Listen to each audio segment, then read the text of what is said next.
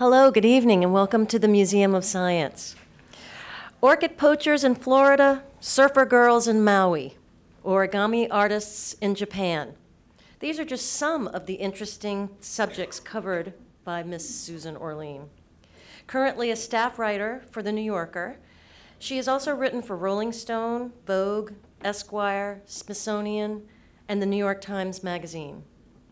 In addition to her magazine writing, Susan has authored 7 books, including The Orchid Thief, which was made into the award-winning film adaptation. None other than Meryl Streep had the luck of portraying Susan in the film. Many of the interesting subjects Susan writes about are not people, but animals. From show dogs and racing pigeons to the world of pack-laden mules. Susan has introduced her readers to an incredible cast of characters. Case in point, Tukey, Merry-Go-Round, Tweed, Ruby, Laura, and Mabel, Black Label. When she welcomed these birds into her backyard, Susan embarked on a hobby that would become the subject of an enormously popular article in The New Yorker called The It Bird. Here to share her adventures in chicken raising and to give us the inside scoop on how you can have your own coop, please help us welcome Susan Orlean.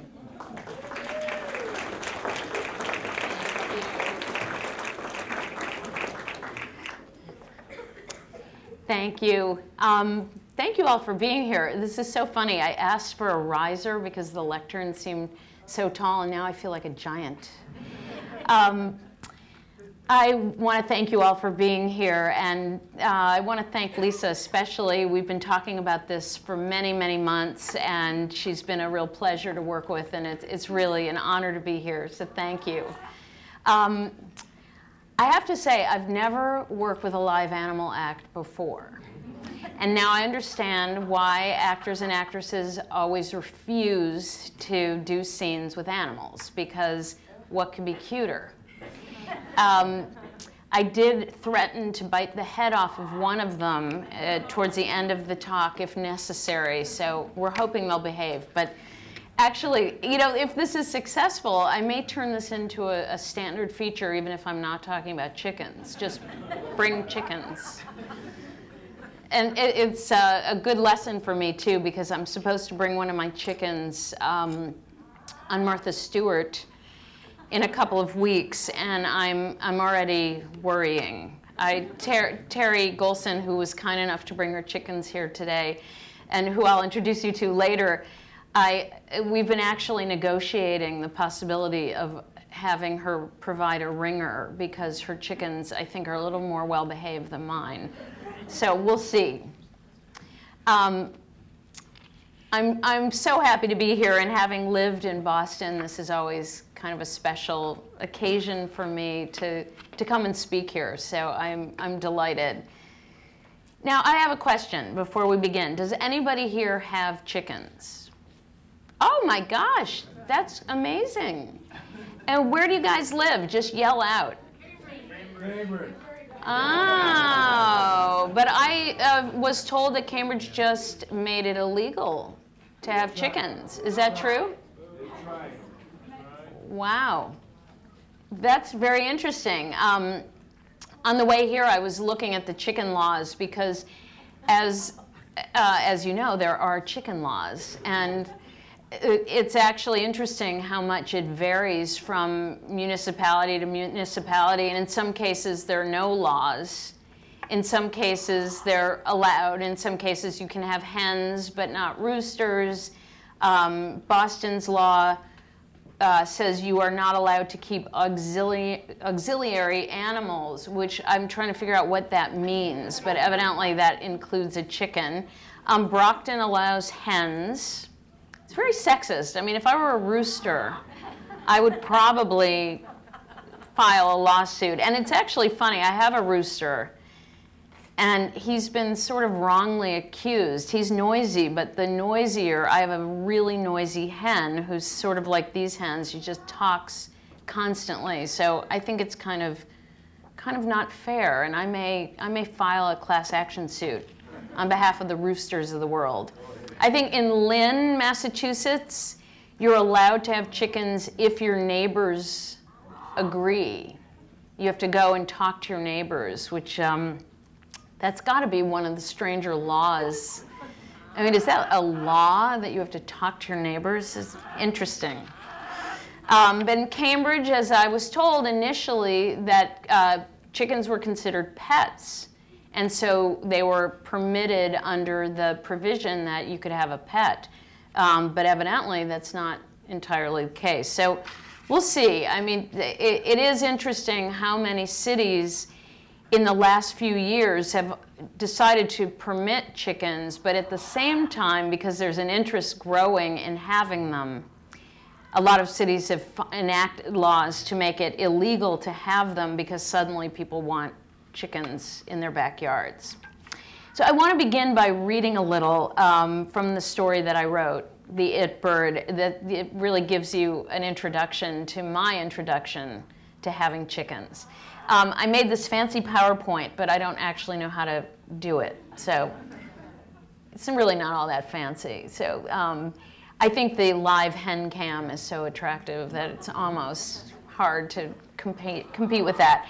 But I just want to move to the next picture because this is why we have, oh, come on. Well, I guess this isn't why we have, oh, there we go. I think that's appropriate to leave that up there. This is why we have chickens. But in addition, the fact that they're a lot of fun.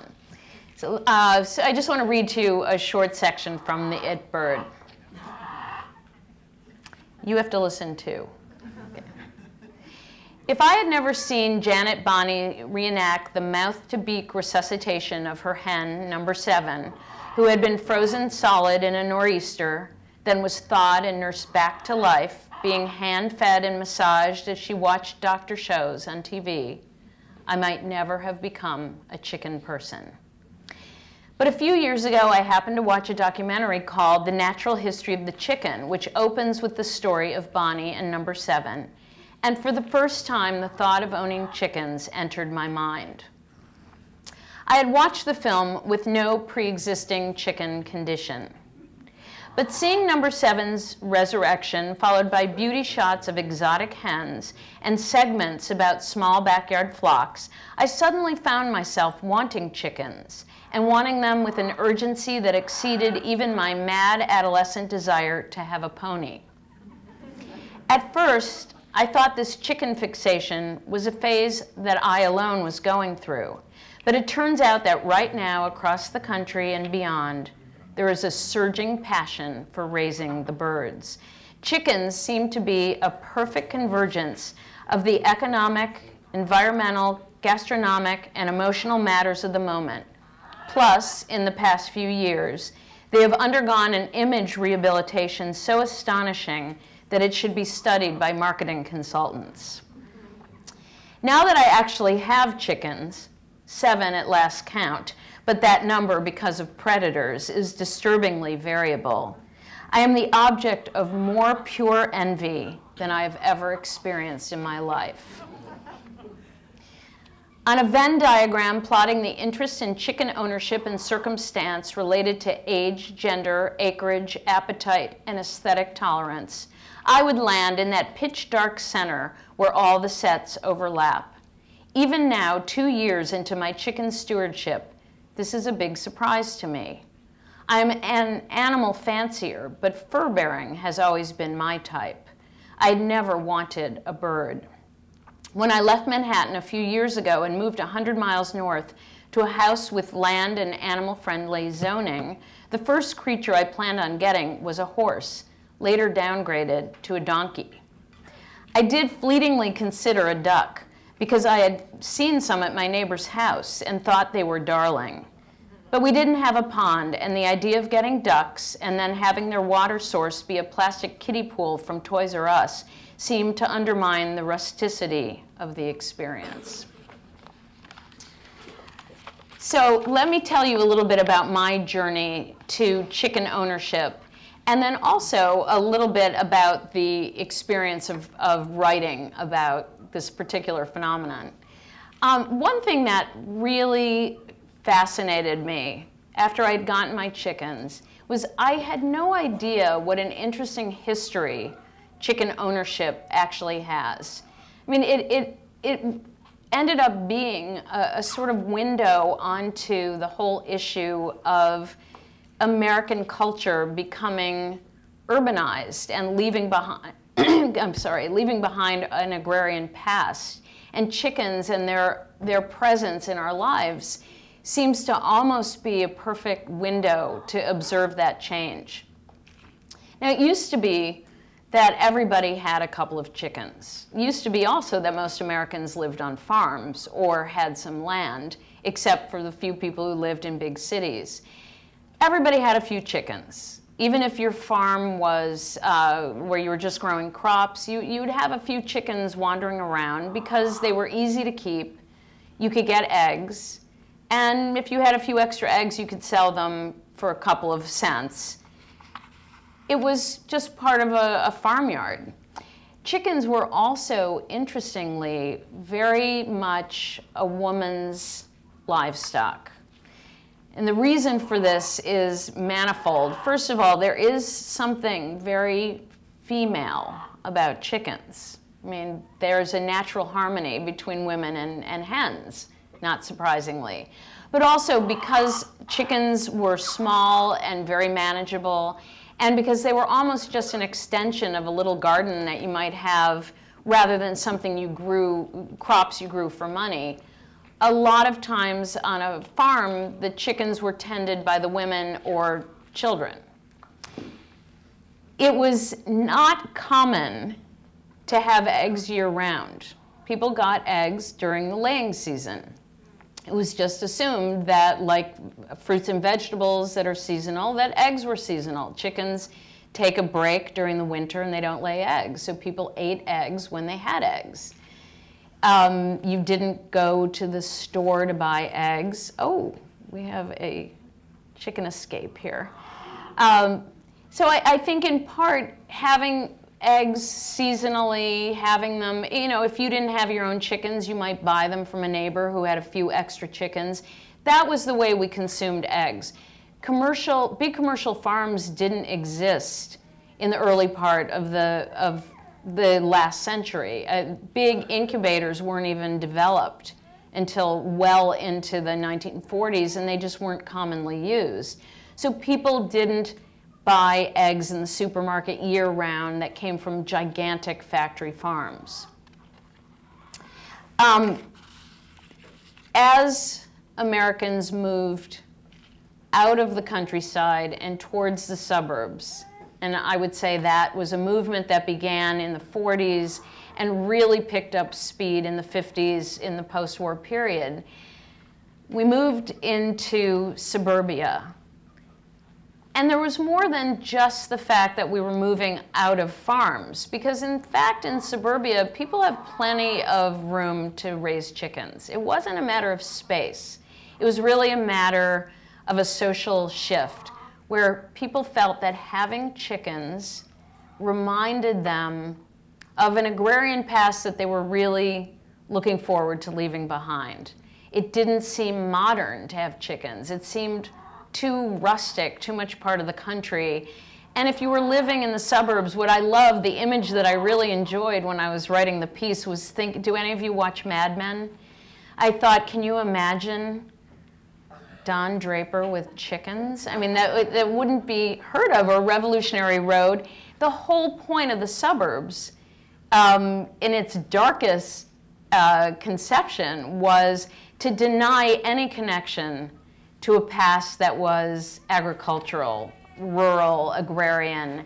It was an attempt to remake yourself as a modern person. And chickens, I think more than almost any other livestock, connect us to that past. I mean, having a horse, that's one thing. And nobody, I think, struggled with the issue of whether they could bring a cow to Westchester. It just wasn't an option. But chickens, the thing that was very portable, and that they were always poor people's livestock. So there was so much connected to it that no longer seemed part of the new invented American persona in the 50s. Now, maybe I'm making too much of it as a sociological issue, but I actually think there's a great deal of truth to that. I know when I mentioned to my parents that I wanted to get chickens, there was this long silence, and I could almost see the workings of their mind, like, chickens, oh my God, you know, if you had said you were getting a horse, we would have thought, well, that Susie always liked horses, but chickens? I mean, even now my mom still is puzzled by this as an idea. Chickens, it seemed old-fashioned, it seemed, you know, I'll just be bold here and say chickens are associated in people's minds with being dirty and messy and not appealing. So what happened? Well, I think none of us would be here today if a lot hadn't happened in the intermediate period. A few things occurred. And I actually associate a great deal of the change with two really important movements that took place. One was the identification with food as something that you might not get out of a box at a supermarket. And when did this start happening? I mean, I grew up on TV dinners. Now, I shouldn't say that, you know, within earshot of my mother, because my mom cooked a lot, but my idea of an exciting meal was a TV dinner when I was a kid, or McDonald's, all the things that have nothing to do with food as we know it. I think if you want to track the interest in having backyard chickens, you can start with gardening. I think there was a huge surge of interest in gardening, not just for gardening flowers, but starting to grow a little bit of your own food in your own backyard. And the locavore movement, the idea that it wasn't just enough to eat organic food, but preferably food that grew somewhere near you, that was the first window into reintroducing chickens into our lives. I want to read a little bit more from the piece. And I also want to give credit here to Martha Stewart, who is, now you might not think of her as somebody who wants to rip the veneer off of suburban living, but in fact, I think Martha Stewart deserves a tremendous amount of credit. First of all, she's kept chickens for many, many years. In fact, as soon as she had her own home, she got chickens. She's always loved them. She loved the fresh eggs. She loved the way they looked. And as soon as her first cookbook featured her chickens, featured the eggs, and I would guess that it was one of the first times since the post-war period that somebody in the public eye was glamorizing chickens and saying, look, they're beautiful, they're interesting, and look how beautiful the eggs are, look how much fun it is to keep them. Now, Terry Golson did introduce me to an interesting idea, which was before chickens were thrown out of the backyard, people did look up to them. They weren't just poor people's livestock. There were people who thought chickens were really quite fabulous. And there was a great tradition, as Terry has told me, of people having formal portraits done of themselves with their favorite chicken.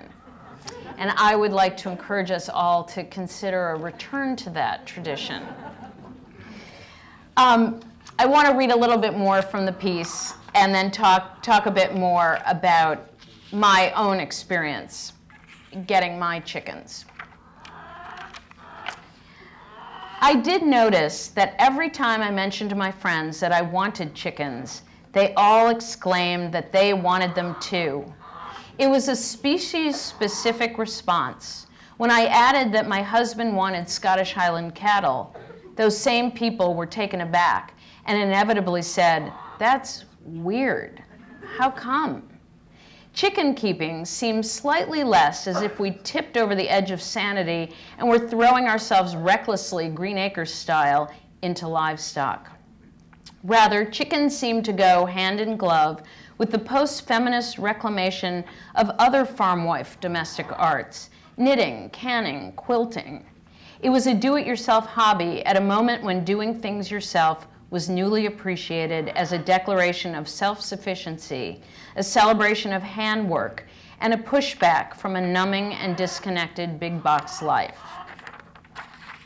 Up here you have a picture of the igloo, which was the chicken coop. Do any of you have igloos, of you chicken keepers?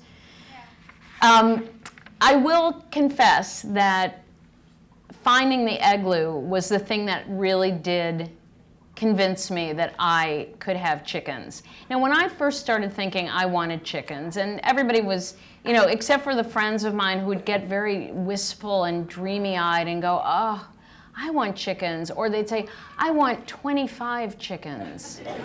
And I'd say, well, you could start small. How about, you know, one? But it was daunting. I mean, I had a dog. I knew a lot of people who had chickens, but I really didn't know how you would go about getting chickens or managing them. I would stop in at farm stores near where I live, and I don't live in the city. I live out in the country now, and there are lots of chickens around. But every time I would look at coops, they were huge, and they were really almost quasi-commercial. They were meant for 20 or 30 chickens. And when I would stop in and say, how does this work? Inevitably, the salesman would say, well, you have your 50 chickens in here. And I'd think, okay, not for me. And these were gigantic. And I would say, do you have one just for a smaller flock? And he'd say, well, how many were you thinking of? And I'd say, well, 2. You know, and that's like, get them a shoebox.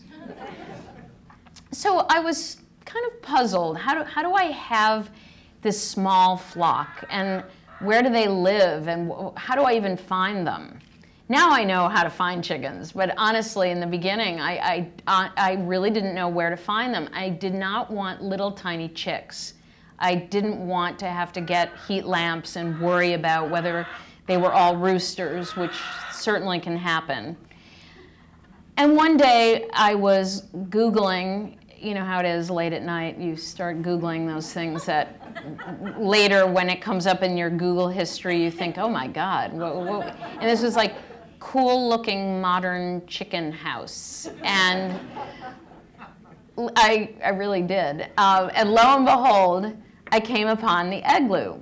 Now, you know, and I can sing the praises of the igloo because I think it's really a wonderful product. But what was really fantastic about it, besides the fact that it was small, it's meant for 4 chickens, and very easy to clean, just hose it down, it's plastic, it came with chickens. You could order it with chickens, which I promptly did. I will say it is a moment in my life I will never forget when the postmistress in my town called me and said, you have a box here and it's clucking. So I was introduced to my chickens, the way you order the chickens with the igloo. And I will say there are lots of cool chicken houses out there, although this was a significant, to me, a sort of watershed in the backyard chicken movement, which is that people began thinking about this idea of somebody who isn't a farmer, who wants to have 4 chickens, which is more than enough, I can tell you, for most families. I mean, we give away a lot of eggs. And thinking of the chicken house itself as an object that could be interesting and functional and work really well. And it actually works far better than most regular wooden chicken houses. But the fact that it was scaled for somebody who might live in the suburbs or simply not have a lot of land, to me was a real sign that there was a movement underfoot. These were originally launched in England, and they, without any advertising, sold thousands immediately, and they're not cheap. But it was clear that it struck a note, and I think that's, you know, more evidence that this is not just a few kooky people who think it would be fun to have chickens in their backyard, but actually something that has its roots in a lot of what's going on in the world right now. So my chickens arrived. Here's one of them. And actually, this is the only chicken I've left of my original 4. This is Tukey. I quickly learned some of the sad facts about having chickens, which is, number 1, they don't live forever. Number 2, everybody likes to eat chickens, not just humans. I lost 2 of my 4 about a year after I got them because my neighbor's dogs, who I'd never seen move in my life, showed up in my backyard and actually tore the igloo open, which is remarkable because it's not easy to do, and killed 2 of the chickens. And it was devastating. What's interesting is, now I'm not a farmer and I've never had livestock. I have a dog, I have 2 cats, and obviously I have great, affection for my animals and feel really connected to them. It's interesting to have animals that are utility animals, but they exist in this very interesting, unusual space. They're workers. I think most people have them and enjoy them for getting the eggs, as well as the fact that they're fun to have. But primarily, they exist as domesticated animals because they serve a purpose. They lay eggs, and if you'd like, you can also eat them. I don't happen to eat my chickens, but plenty of people who keep chickens then do eat them. But you still get attached to them, particularly if you have just a small number, as I do. Now, I went from 4 to 2, and for a while I just had those 2. And then one of my 2 chickens got sick, and in a moment I'm going to read to you a little bit about that experience. And I took her to the vet. I spent a lot of money and a lot of effort trying to figure out what was wrong with her. I actually never figured out what was wrong with her. And then finally it became clear to me that she was too sick and wasn't going to get better. And I thought, well, now what do you do with a chicken? I mean, if my dog were sick, I'd know the procedure, but a chicken. And I remember asking a friend who had grown up in the country, and he looked at me, and I could imagine him thinking, well, what do you think you do with them? You take them outside and either let them loose and let a coyote have a snack, which is what one person said to me, or you kill them. But I'm still much more rooted in the tradition of having animals as pets, and it was really hard for me and also very sad. I mean, her demise was extremely painful and also maddening, and also fascinating to discover that most veterinarians have very little training in avian medicine. And this is just as an aside, something to warn you if you have chickens. What I was told is veterinarians only need to do 1 course in their entire veterinary school training, 1 course in avian medicine. So most of them don't know a lot about birds. And I could find 1 avian specialist in the entire Hudson Valley, which is amazing. There are so many chickens up there. I mean, and they're commercial chicken farms. And I called one of the farms and I said, can you help me? One of my chickens is sick. And there was a long silence, and she said, well, kill it. And I thought, well, if you have a commercial farm, I mean, presumably you don't want to wait to find out if what the chicken has is contagious. So, but anyway, that just in terms of any of you who are thinking of getting chickens, just be aware that it's not that easy to get help when there's a problem. A friend of mine did get me the many 1,000-page manual of avian medicine, and I thought, well, now that's super helpful. Not. As a writer, why was I interested in this? For one thing, it was such an intriguing process for me to go through. I really was dumbstruck to find myself so interested in having chickens. It was as if I had come down with the flu. It felt like it came out of nowhere. And then I wanted them so badly, and I was so entranced by them immediately. But then in addition, seeing people's reaction. And I really will say, I mean, I've had a lot of good fortune in my life, and a lot of wonderful things happen to me. Nothing has made people seem to envy me more than the fact that I have chickens. I thought, well, now this is fascinating. What on earth is going on here in our psyche, in our culture, that's making this so interesting? I'm also generally just fascinated by social movements, about the things that people get passionate about. And I will say there's no doubt that people become very passionate about animals. Certainly, the people I know who have chickens have become really enthralled by them and engaged with them in a way that's quite fascinating. You know, I'm on Twitter more than I ought to be, and I would say I get more response from making comments about my chickens than really anything. And you know, I'll spend a great deal of time talking, you know, in deep, profound ways about what it's like to be a writer, and it's like, yeah, fine. And then I'll say, Tukey laid an egg, and I get 500 people responding. I congratulations, it's great. Recently, I took in a little rescue chicken. A friend found a chicken wandering in a park in Manhattan. Go figure. I mean, the mystery, I really wish this chicken could talk, because I cannot figure out how she came to be in a park in Manhattan, and she was actually a fairly rare breed of chicken. So it's really a mystery. I've got a lot of theories. It may have been somebody raising chickens for cockfighting, which does happen, and they thought she was not fighting material. Maybe somebody got a chicken and then found out that having a chicken in an apartment wasn't as charming as they thought it might be.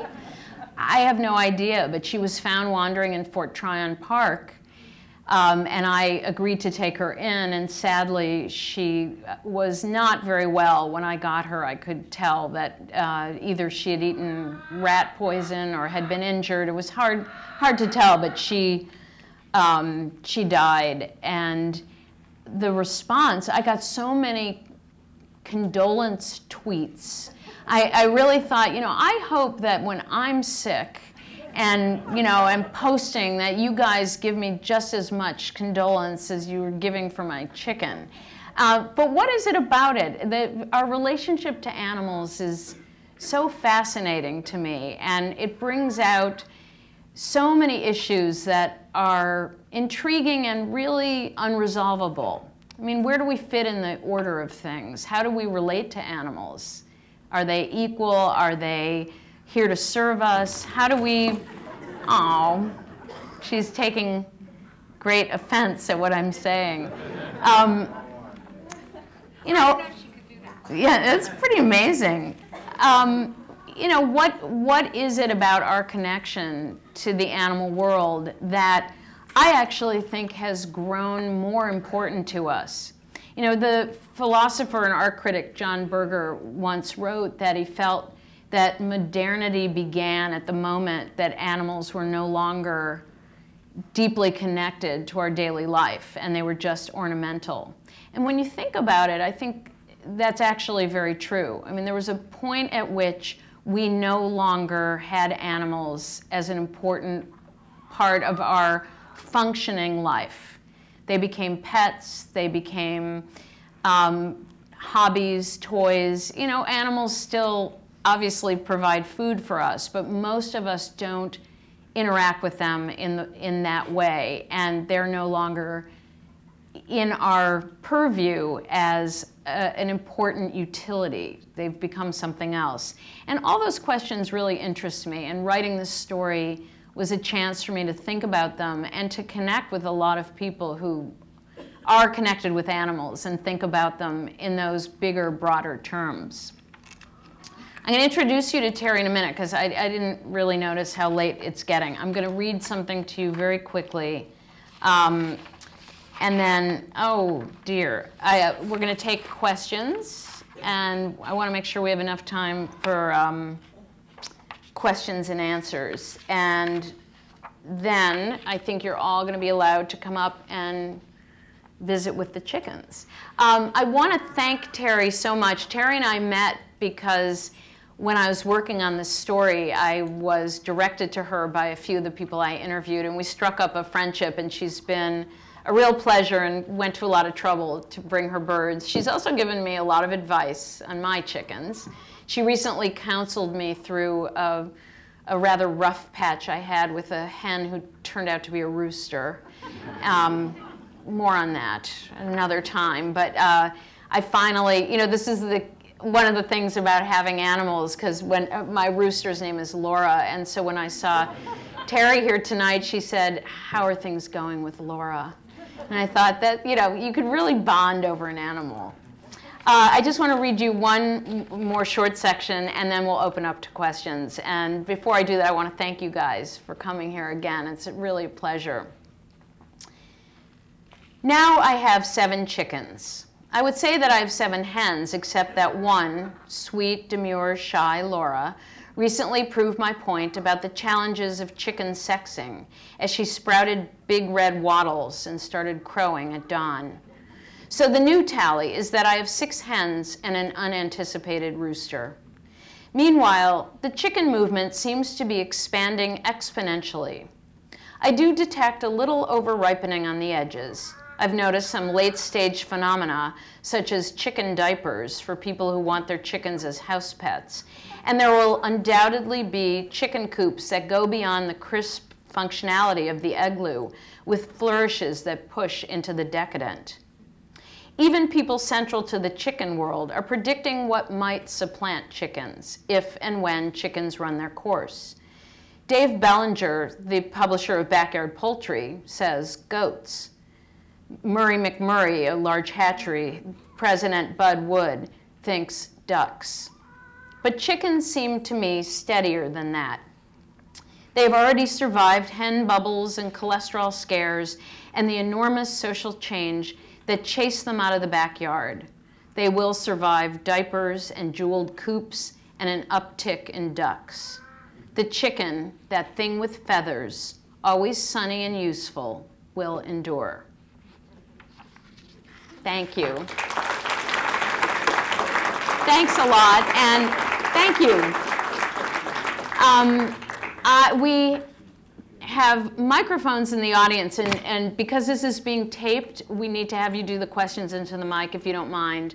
And the mics are up here, so just wave your hand and we'll send the mic to you. Fire away. Oh, yep, go ahead. Oh, wait, I just wait for the mic, sorry. Okay. How many years do you think chickens live as pets? Can you say that again?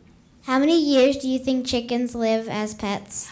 We were just talking about this, and typically 8 years. Some can live longer than that, and 8 years is probably a pretty good length of time because they're kind of vulnerable. They do end up catching colds. I mean, my chickens have all had colds, and it's really, you've never had an experience quite like a chicken sneezing on you. But I would say a well-tended chicken who doesn't get eaten by a neighbor's dog could live to be about 7 or 8 years old. And there's a question down here in front. The program says you also have guinea fowl. I've heard great things about them, and then I also read do they make a weird noise? Do they screech a lot? Yes. Oh, I do have 2 guinea fowl. I had 8.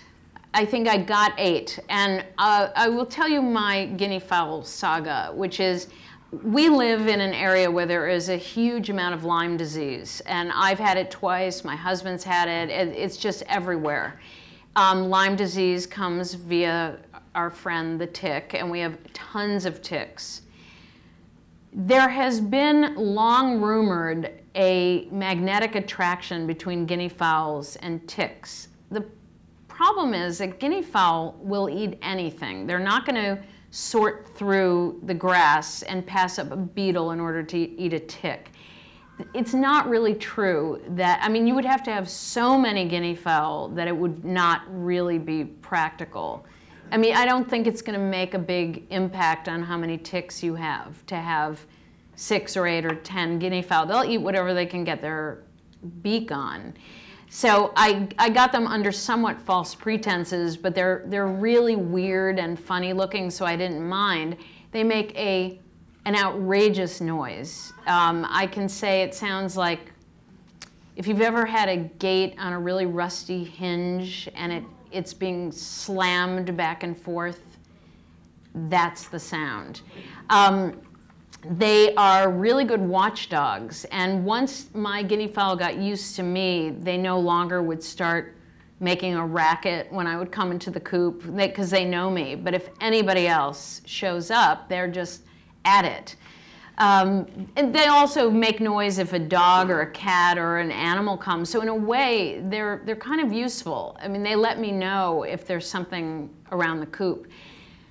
I let my guinea fowl, because I expected them to eradicate all the ticks on our property, I kept them in a coop for a while, and then I let them out to go eat their ticks, and they vanished. I mean, they're not stupid. They like ate a little and then they left. And I thought, well, that was a really dumb way to spend a bunch of money. And then lo and behold, I had one male and Prince Charles, and then 7 females: Camilla, Diana, Elizabeth, Margaret.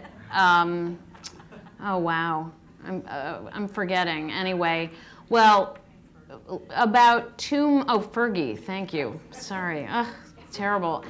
A few months went by, and I was still rueing the fact that I'd gotten guinea fowl, because I really was bitter that they had abandoned me. And lo and behold, one day Prince Charles came back. I couldn't believe it. I put him back in the coop with my chickens, and they do get along. It's interesting, though. They really know that they're not a chicken, and the chickens know that they're not a chicken. I started feeling really sorry for him, because it seemed so sad that he was the only guinea fowl with a bunch of chickens. So I got a female now, Camilla II. And they hang out together, and they are really beautiful. They're very strange, but I have no fantasies about them eating all of our ticks. I think it's a great marketing scam. They're kind of cool though, and they do lay eggs, and the eggs are good. We have a question over here. I remember you talking beforehand about zoning in different areas and how it varies from place to place. Is there a place that you can actually find, like online or in a public library or state house, where how your area is zoned? Yes, there are a couple of different websites. There's actually one. If you Google chicken laws, because it's a website called City Chicken, but it's got a kind of funny URL. Or if you put in City Chicken laws, they list a lot of municipalities. The problem is, I don't know how recently this Cambridge law was changed, but and they may not update it constantly, but it's a very good website with a lot of information. And my guess is if you had a question and you emailed the person who keeps the website, she might be able to help you. I also found that it's in the municipal code. If you called you live in a city, you're thinking of a suburb or a city, yeah, you wouldn't have a county extension agent, but they would know all those laws. But I think you could certainly check on that website, and there are others that could tell you.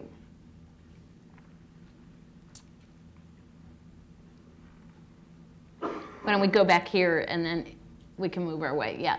Thank you. I live in Sudbury. I don't think we'll have a problem keeping chickens. I have neighbors with chickens 2 doors down. But for the uninitiated, can you give us Chicken 101 in a nutshell? How do you go about the day-to-day upkeep of a chicken? Where do we start with bare minimum? And feeding and how often? And are they high maintenance? Do you think they're low maintenance? I will give you, I'm not a chicken expert, but I will give you Chicken 101. And the thing that I found that was they're actually very easy to take care of. I wanted to get chickens that were not, as I said, not little chicks that require being kept warm, and you know, that's a little bit more work. So if you can get chickens that are a bit older, it's just a lot easier. They're sturdy, and you know, you don't have to worry quite as much. I have food available for them all the time, so I just fill their feeder and change their water every day. And they have a warm, safe, secure place to sleep. I don't let mine free range anymore because after I lost those two, then I lost two more that predators got, probably a hawk. And I just, you know I have some friends who just say, well, that's the cost of having chickens, just get more. But it really bothered me. So I fenced in a large area so they're safe. And they sleep in their house. I let them out in the morning, and they wander around, and I give them snacks. And they come in at night, and I close them up, and they go to sleep. And I collect the eggs. They're a lot less work, frankly, than my dog. I mean, they exercise themselves. You can leave them alone all day, and they don't whine and sit at the door and look sad. I mean, they're actually, would you agree, Terry, that they're quite easy if you've got the space and you have a warm, secure place for them. I was amazed by how easy they were to take care of. Do you have to heat that space? No, the igloo, if you get something like an igloo, it's insulated and they can tolerate cold weather. They don't like being wet. They don't like wind. So an insulated house like that, it doesn't need to be heated. I now keep them I got more chickens and they don't fit in my igloo, so I converted half of my garden shed. It's insulated, and as long as they can sleep up on a roost, because they need to be able to put their feathers around them, and snuggled together. I think the fewer chickens you have, the harder time they have staying warm. So you'll see they snuggle together and they're fine, but they also have to be up from the floor. They have to roost on something. If you go to an agway or any place that sells dog houses, chicken houses, and get one that's, most people I think don't heat them, and I was told it's really better not to. Do you heat yours? No. Yeah.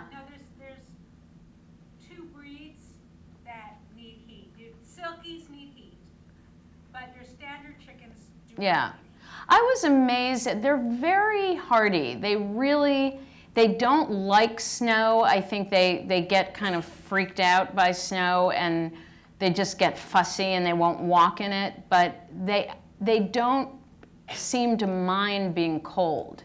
And during the summer, until well into the fall, they slept outside. They slept together. I have a picture I'll show you. This is my cat sitting on the pheasant netting that I have over my chicken yard because hawks are a serious problem with chickens. And so I had fenced in this area and then realized hawks could just dive right down, and actually I was making it very easy for them because the chickens couldn't run. So this is netting that is used in pheasant farms because pheasants can jump out. And my cat, of course, likes to sit on there and stare down and, probably drool. So this was a picture I took at night. I have a long, it's actually a locust tree that I made into a big, long roost. And I could not get them to sleep in their house. They just wanted to sleep outside. And, it was summer, it didn't matter. But even as it got colder and colder, I thought I've got to get them to get into their house because I was worried about them. But they clearly, survival is essential to them. And they were clearly comfortable sleeping outside. So for a couple of weeks, I would go, and there are the guinea fowls in there. I would go outside and lift each one up while they were sleeping and put them in their house. And then I thought, what am I doing? If they don't want to sleep in there, I'm just going to leave them sleeping outside. And then eventually, when it got really cold, they started sleeping in. Back when, this is actually a sad picture to me because that golden chicken, this was the last time I saw her. I had let them out when I still let them free range. I would come out in the morning, let them out of their house, and then open the fence and let them go wander. And it was really fun to watch them wander around the yard. And they really liked sitting by the front door so the UPS man would show up and go, ah, you know, there'd be chickens sitting there. But lo and behold, they went for a stroll. And here they are strolling, and I heard a mad squawk, and that Buff Orpington was gone in just an instant. And so I just decided, here they are strolling, and it was really, she's the one on the right. And this was probably 5 minutes before she got grabbed.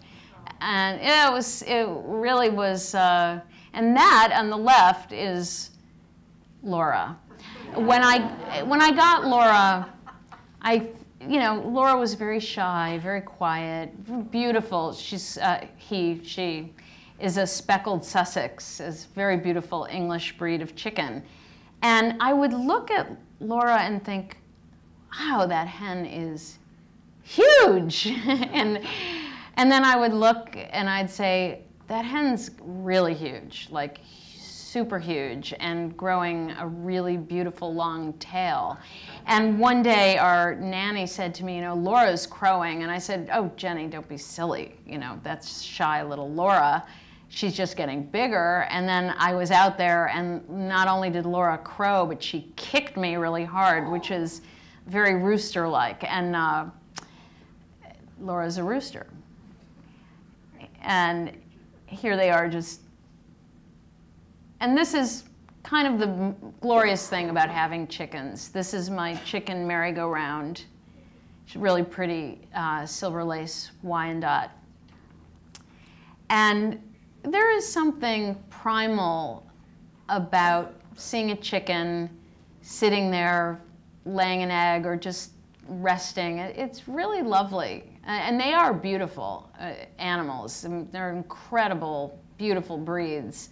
And even just regular, plain old barnyard chickens are very, very beautiful. But seeing her sitting there, and somebody said to me, that's the cleanest chicken coop I've ever seen. It is kind of great looking right there. But it is really great. And if you have kids, and any of you kids here, I can tell you my son loves the chickens. And to go out and find the eggs is, it's such a treat. It's really wonderful. Oh, yeah, for fun and for your reading pleasure, Murray McMurray, which is the largest rare breed hatchery in the country in Iowa, has they have a big website. They have 110 breeds of chickens and also ducks and pheasants and guinea fowl. They have a new policy. It used to be that you had to buy 25, and that's for shipping. They can't ship smaller numbers because they're too cold. And in fact, they'll sometimes throw in extra chickens. You know, you'll order 25 and you'll get 35 because they're filling in this, you know, to make sure the box is full and warm. They are now selling in small quantities. They've decided, because they've seen such a growth in interest from people who want just a small number of chickens, and they're now selling in those smaller quantities. They will also have a limited number of juvenile birds for sale, not just the little babies, but ones that are a bit bigger, which I think if you're a first-time person is definitely a little easier. I'd love to get baby chicks now, but in the beginning I was terrified. I thought, you know, they're too little, and I'll squish them, and they'll freeze, and they'll get eaten, and you know, all of which is probably true. So, oh, okay, sorry, go ahead. Hi, how are you? I'm great. My name is Ryan. I'm from Brookline, and I've been seeking the permit for keeping of animals, including bees, a goat or two, and chickens. I have some experience raising chickens, but something I don't have experience in, and a question that my neighbors specifically, who are homeowners, even though I'm not, would like to know is how do chickens affect property values? That's a language I really don't speak, and I'd like to hear from more experienced people with the homeowner side of Well, things. you know, that's a very interesting question, and I think this goes back to this whole bigger sociological issue that I wanted to touch on in my piece and that I think is so interesting, which is there is a way in which most people who don't find the idea of doing things yourself or raising your own food to be appealing probably would find the presence of chickens to be sort of trashy and, you know, not appropriate in a nice community like Brookline. That's my guess. I would be, and actually, if you want to see an interesting, really wonderful documentary, you should get Natural History of the Chicken, which is both informative and hilarious, and it's really great. You can rent it on Netflix. And there's a huge issue where there's a guy who was really into roosters, and he had like 50 roosters, and that's a whole other issue because they were really noisy. But a lot of people resent it and feel it's not that the chickens in any material way change the neighborhood, it's the aura that it presents, that this is somehow not sophisticated, and it's not. Now, I think it's going to change, but right now my guess is if you said to a real estate agent, my neighbor has chickens, they might say, can we somehow enter through another side of the house so nobody sees the chickens? You know, I think we're still betwixt and between with attitudes about that. And it's also true, if somebody keeps their chickens and doesn't keep them clean and isn't tending to them, it would be a huge nuisance. You know, no question about it. What do you like? Is it hard to take care of the chicken and hens?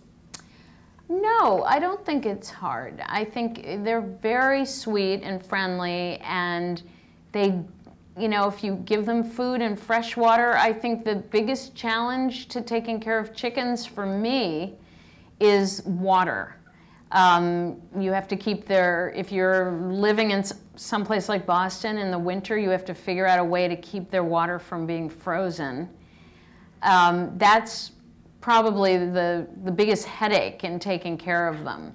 And there are all sorts of gizmos that exist to make it not so hard, heated waterers, or you can just bring fresh water every day. But frankly, I think that's the hardest thing of all. And other than that, it's really been kind of a pleasure and not difficult. The only thing I've found really hard is when I've had some get eaten. And that's upsetting.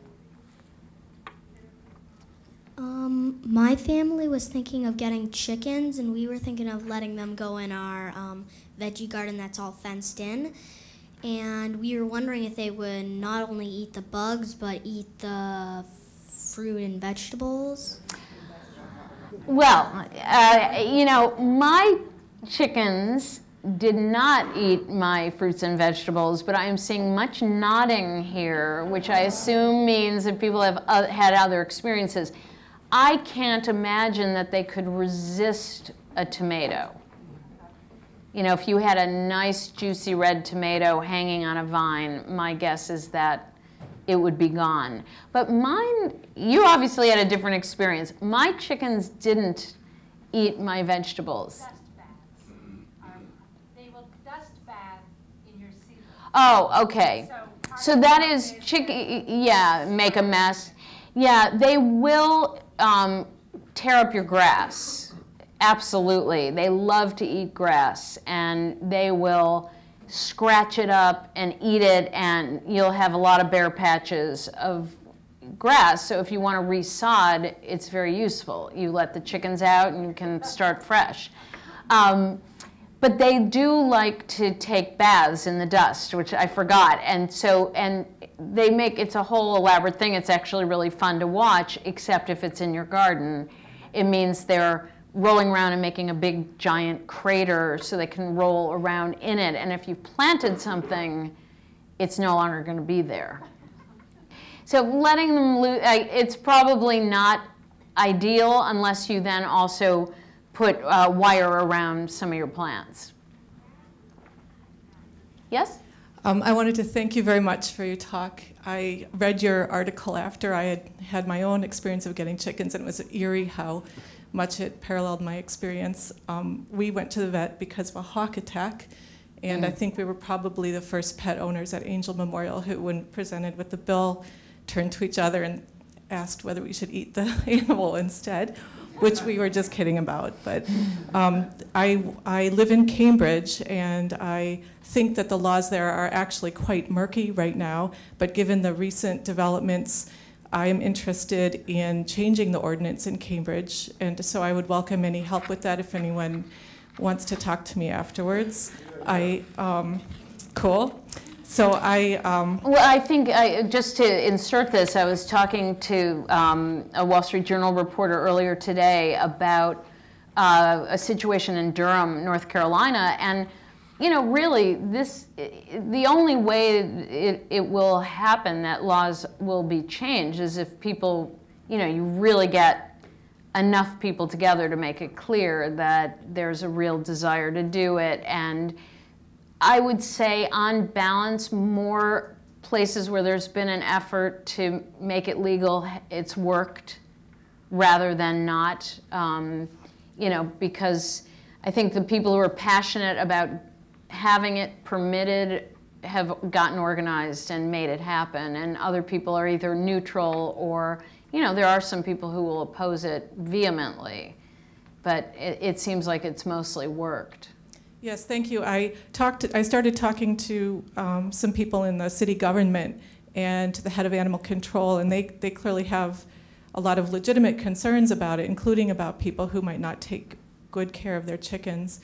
I was wondering if you could say anything about chickens in relatively dense urban areas, and what sort of, I don't know, is there a minimum space requirement, do you think, or what would make it work in a dense place? It's interesting because in Manhattan you are allowed to have chickens, and there are people who have them. So chickens don't need a lot of space. They actually can do pretty well in a fairly limited amount of space. The one thing that happens is they begin tearing up. They won't have fresh grass after a while if they just keep tearing it up. But they don't run around, and they don't need the kind of space or exercise that, say, a dog would require.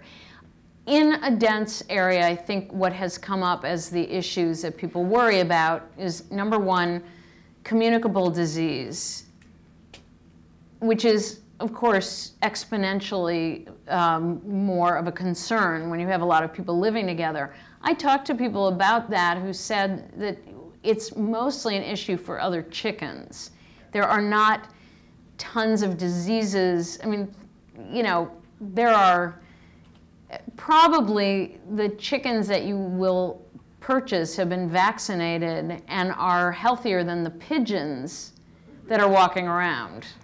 And the range that a chicken who is kept in someone's yard has is 0 compared to a wild bird that is, moving from one space to another. So I think that argument, and I'm not a scientist, but it seems like that argument is not really particularly defensible. Another issue is, smell and noise, and those have to do with proper stewardship of your chickens. And if somebody doesn't clean their coop or has really, I think a rooster in a city area is probably a problem. Not keeping any animal in a safe and clean way shouldn't be legal. So I don't see where chickens are that different from keeping a dog or, a cat. A third question that is probably worrisome is what else they attract.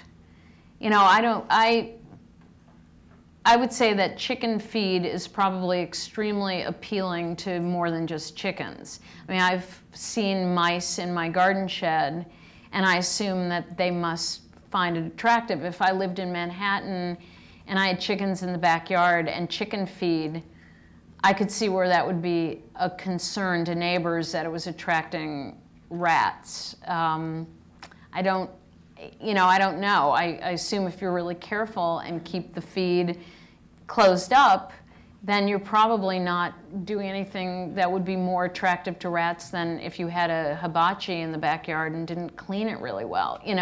Some of these things I think are based on people's discomfort with the idea of this kind of funky old animal in the backyard, rather than that it's so specific. I was actually remarking earlier that people get so hysterical about having chickens, but chickens never mauled anybody. I love dogs. I have a dog. I adore dogs. Dogs can be dangerous. Dogs can hurt people. And chickens really haven't done a lot of harm to a lot of people. So it's funny. There's something more than just what's on the surface. And I think a lot of it has to do with this feeling that this is something that we don't do in the city. We don't have chickens. We have time for one more question. You? Okay, she's been waggling that wing for a while here. There's the winged one here. Well, I have questions from the 3 kids, too. We were wondering how many eggs you get from your chickens. And also you were saying how now you might be thinking of getting little chicks. You think your older chickens would mother them? Well, to answer your first question, chickens lay, I think it's 1 egg every 26 hours. So, and they're pretty steady. And then in the winter, unless you're going to leave lots of lights on and try to force them to continue laying, they take a break. And they'll still lay occasionally, but they're pretty steady. So when I just had 2 chickens, if you figure you're getting on average about 10 eggs a week, that's a lot of eggs. I mean, we had a lot of eggs, and now that I have more than enough eggs. I mean, of course, it's ridiculous. I have way too many eggs now. So I am constantly giving them to friends, and it's great. What could be a nicer thing to bring to a dinner party than a dozen fresh eggs? But they're pretty steady. They lay pretty regularly. And I forgot the other question. I'm sorry. Well, how much of a break do they take in the wintertime? It's a couple of months. I mean, now I'm starting to get an egg every now and again. They laid through November, roughly. What's your experience with that? Your chickens, your pullets, your young chickens are going to lay all the way through the year, actually. The first year, some of them, I have chickens that are laying all the way through the winter. And then at 18 months, they molt. They take a long break through the winter, and then they'll start laying again. The second year, they don't lay as much. And so the first year, you might get 200 eggs from your chicken, and the next year, you might get 150 eggs, and then it goes down from there every year. Every year, they molt, and then every year, they lay a few less the next year. I will say that there is some great connection I feel as a woman to my chickens. And, and I keep thinking, when they stop laying eggs, I just feel like the idea that you'd eat them strikes deep in my heart, that in a way that's perhaps I'm anthropomorphizing, but they do stop laying at what age would you say? About? By the time they're 4 or 5 years old, you get maybe 1 or 2 eggs a week from them. Marge and Petunia over there, they're really around for the amusement factor now. They're 6 years old and they haven't started laying yet, but I expect them to lay some. They start laying again in February, and the older hens will start laying again when it gets warm because they like it warm. They'll move to Florida, get a little condo, lay eggs once in a while. I actually, just to add this in, one thing that is absolutely fascinating to watch is their social order. I mean, it's Peyton Place out there. And, you know, last night when I went in to just close them up, I saw that Laura, who usually sleeps with Merry-Go-Round and Tukey, was sleeping with the other chickens. And it was like big love. He was with the other sister wives. And I thought, oh my God. And actually, Tukey Merry-Go-Round I have a coop that has 2 halves and there is a door. And just, they have a very, very specific pecking order. It's not a myth. It is not, they don't violate it. And, you know, every now and again you think you're projecting a little bit too much of a human element to it, but they have relationships that are very specific. It's very, and having a rooster actually makes it interesting to see who he's connecting to. And my chickens, who are the very lowest end of the pecking order, I of course feel, you know, I look at them and think, you know, assert yourself a little more. Everybody likes you. Don't, come on. And, you know, and they are absolutely, and also my number 2 chicken, who is Merry-Go-Round, I see her eyeing Tukey, who is my alpha hen, and I think this is just all about Eve. She's like, Tukey, I'm your best friend, but, you know, then you're getting kind of old, and she's actually always palling around with the rooster, and I think, God, because she is younger, and I think, you know, it's a whole social system, and it's really fun to see. You know, maybe if I had 6 or 8 dogs, I would see also, you know, pack behavior. But since you generally don't have that many of any other animal, you don't see it playing out. And I think chickens have a social order that's extremely elaborate, and it's really fun to watch. And if I got babies, you know, you have to introduce them slowly, and sometimes it doesn't work out. I mean, they will really fight, and I have a friend who just got some new chickens, and her old chickens killed one of the new ones. They're you know, they're tough. It's Survivor, you know, and one of them got thrown off the island, and for whatever reason, you know, whether it was weaker or sick or who knows, but it's a lot of fun to see them interact. I think we're probably needing to let you get your hands on these chickens. So thanks again, everybody. Thank you so much, Susan.